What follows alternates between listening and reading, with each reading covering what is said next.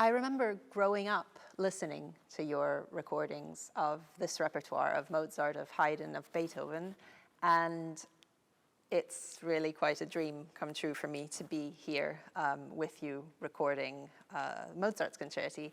And I just wanted to ask you, first of all, what you're feeling about this specific Mozart, the Mozart of the Violin Concerti, is as a violinist yourself, in a way, as having studied the violin and having played them through yourself. Yes, of course, I've always been very fond of the Mozart violin concertos. I didn't know the first and second until quite recently. The third and fourth and fifth, of course, are much more often done. But I had a recording, wonderful recording by Jan Dahmen of the fifth, a Dutch player in the, well, I suppose it was in the 50s that I had it, and that I fell in love with that piece. On 78s, you know, we had to turn over the record after about a minute or less than that. It was extraordinary. So I know the places in the fifth concerto where you have to turn over. That's great. Yes, I remember you told me that in one of our rehearsals. But and I played the fifth a bit as a schoolboy. I played the first movement at the end of term concert of my last year, not very well, but I loved to practicing it, and so I've always been very, very fond of these quite young pieces of Mozart, written extremely close together, almost all of them in 1 year, and they seem to develop exponentially. The fifth is a much more mature piece than the others. So, yeah, I had a great affection for them, and I'm always happy when one comes up to do. Absolutely. You speak of the evolution, and it's so true. I find, for instance, in number 1, that you can really hear almost an Italian Baroque style still in the violin writing, in the way he uses the instrument. And then gradually he really finds his own voice, which of course he already had, but he finds it with the instrument too, with the violin. And so from number 3, it's just very, very different. But in a way, they are all different, all 5 of them. They are all very specific and in their own world, and so it's absolutely wonderful. And there's a bit of showing off in number 1, which you never get again. And in the fifth, there's hardly any sort of fireworks. There's just more music. There's more, more feeling. Yes, it's very virtuosic, number 1, and it has this last movement, which is a presto, which you don't find in any of the others. That's right. So yes, it's great. And I remember the first one I studied was number 3. I think I was 7. And of course, it had already changed over the years. But meeting you and working with you on other repertoire, it really became my idea and my dream to get to work on Mozart with you and record it. So I'm very, very glad you accepted to do it. And here we are. So I changed a lot about my vision, my way of playing it, but I don't like using the word change, because it's like I found a direction that I was somehow looking for but couldn't pinpoint in some elements. And your approach for me is in a way so knowledgeable but so straightforward and fresh. And once you understand that, once you have all the elements, you're really looking for what is beautiful and simple rather than what is strictly academically correct. Exactly. I mean, the intriguing thing about the research that one does, mostly, of course, with Leopold Mozart's marvelous violin book, which he published the year that Mozart was born, so we know exactly how Mozart was taught the violin by his father. We've got, it's as if he gave him the book when he was 3 and said, do it like this. But at least we know how he taught him verbally. And but it's intriguing that when you do the research and find out how they expected to play, Leopold Mozart and others, of course, before and during his lifetime, that the ideas that come from it don't make it sound more old-fashioned, more scholarly. They make it sound fresher and younger and as if it's just been written. And that's true, I think, of almost all the scholarship that we do on whether it's Brahms or Mahler or Beethoven or Josquin des Prés. You know, it's all understandable, and it makes it work. It makes it fun. Well, exactly. I think as a young player growing up, one of the risks is having this weight of history on your shoulders and being, and the interpretation becoming rigid in a way and heavy because you're just scared. But at the time, of course, there wasn't the weight of history. That was what was new and what was fresh. So you have to try to get back to that. And you actually break it down, I love this, into 6 points, which you call the 6 S's, which are, of course, a very, very slim summary of all of your knowledge and work. Yes, a big mass of stuff, which is another S. But I think it's actually really, really interesting. And you've already started speaking about the first, which is the sources. And of course, with Mozart, we have Leopold, who taught him the violin. So as you say, it would be obvious to take that as the backbone of his violin education. Right. So we have the size of the orchestra, which is very important. You don't want a huge orchestra for these pieces.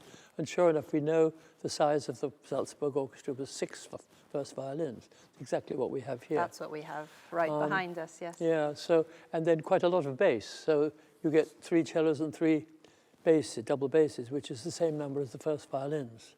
That was very typical of all the orchestras at that time. So the size is important. Seating is quite important too. The violins, first violins on the other side from the second violin, so they could dialogue. If you have horns and trumpets, then they also dialogue, but there are no trumpets in these. So we have the oboes on one side and the horns on the others, and the basses in the back. And the bass is central, very, very important, that the bass sound is strong. So those are three key sort of foundational things. But then the actual ones you can hear, so to speak, are the sound, where of course in Mozart's time they used vibrato only for soloists, and only when it was necessary, only when you to just help a little bit of a long note or something like that. It was a decoration, not a familiar sound. So we play like that. Lots of orchestras can do that now. Without, yes, and for me, I have to say, this is something that usually terrifies violinists nowadays, and one of the reasons maybe that some are afraid to approach this style of playing, because of course you feel naked immediately when you take the vibrato away, because you can hear your intonation. Yes, you certainly can. You can hear your bow, which in a way is really important, because that goes into sound too. So what you do with your bow speed, with the sound and how it actually emanates from the instrument, can't really be helped so much with your left hand, except, as you say, to enhance it even further as an ornamentation. So it's it was very interesting, quite scary for me, but yes, I love it. You could use it all over the place. You could use it in Brahms and so on. Absolutely. I mean, Leopold Mozart said, if you, in his book, if you use it all the time, it will sound as if you've got the palsy, as if you've got Parkinson's. Yes. Which is unfortunate. And that went on, I mean, way after Mozart's time. You know, they were talking about it around 1900. And so it's only recently that the vibrato has come to cover everything. So that's a key thing, sound. And then there's style, of well, course. speed. And speed. Speed. Yes. Sound and speed. I mean, I remember struggling to, as a young musician, singer, player, or conductor, to know what speed Mozart's music should go. And I didn't seem to have any guidelines. If you listen to recordings, all the first movements were rather fast, and all the second movements were incredibly slow. That was a kind of standard practice. But there wasn't any reason for it. It just was, people imitated each other.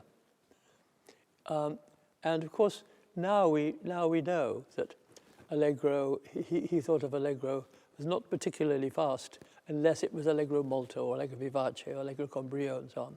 It's fairly stable. And allegro andante, allegro moderato, like in the first concerto, is just that little bit steadier.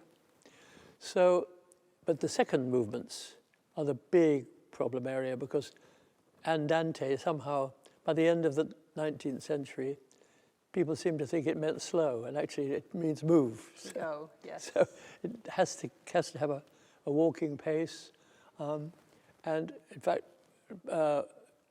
Leopold says it's quite similar to allegretto, which is quite similar to allegro. So I mean, they're not really very far apart, all these tempi. And then adagio is not much slower either. It doesn't mean slow either. Adagio means take it easy. And there's a very big connection also with dance movements, yeah, like the tempo diminuetto. Exactly. Which, So has its I own... mean, people's experience of music was dancing. There weren't that many concerts anyway, except in a highly organized court. So it was, yeah, they wanted to feel there was movement, and the music breathed and it flowed.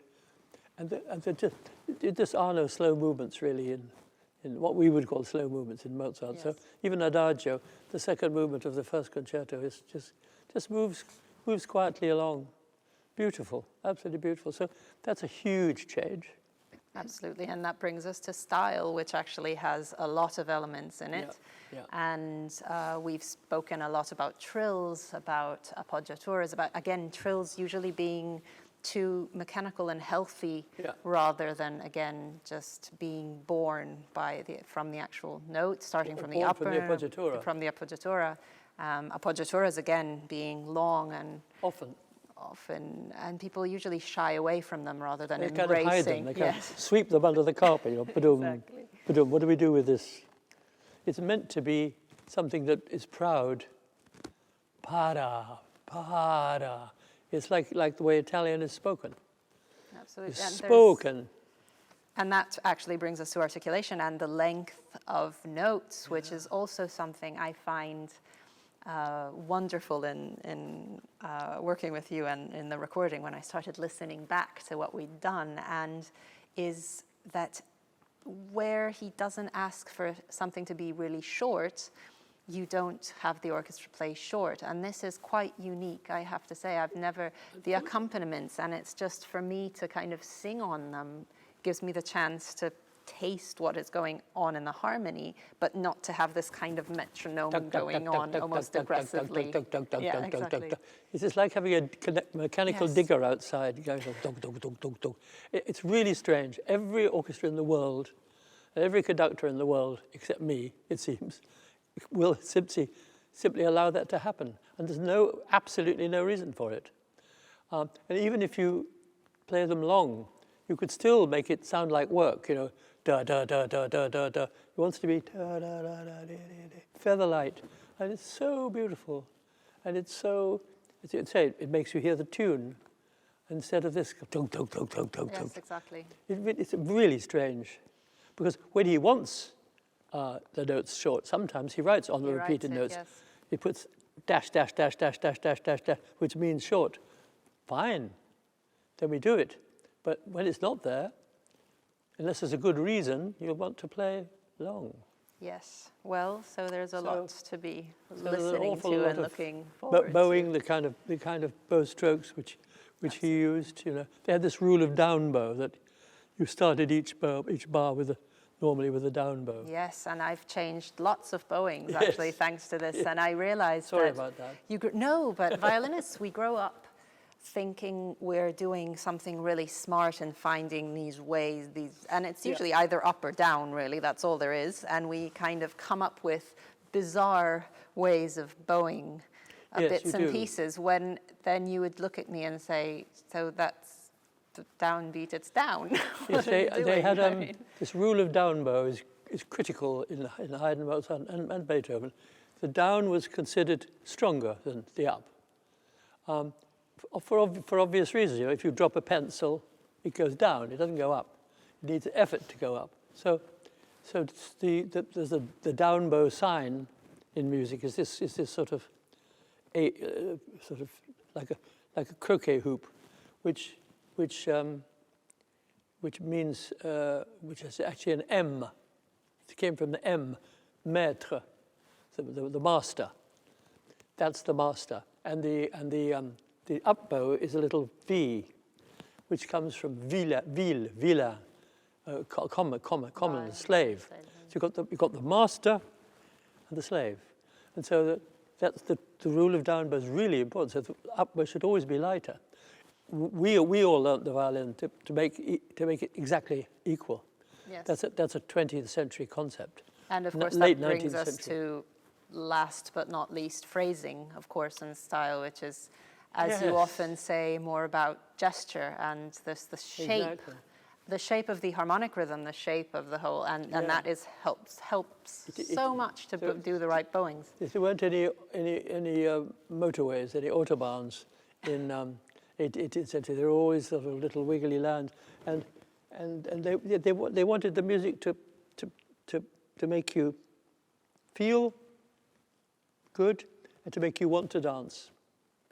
So phrasing is crucial, and so often you just hear all the notes being played in the right order, very well, beautifully in tune, and as if that's enough. It's not enough. You have to take risks about crescendo and diminuendo, which are not written.